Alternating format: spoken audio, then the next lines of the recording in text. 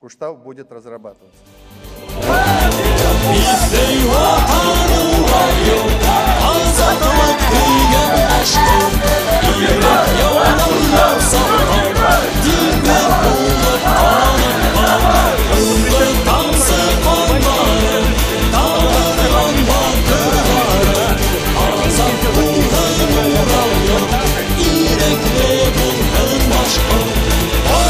Kırdık, kurtarma indik, yandık kıydık, bağrına yendik. Varlıkta kırdık, kurtarma indik, yandık kıydık, bağrına yendik. Bildi haklarla gidemin, kökenimi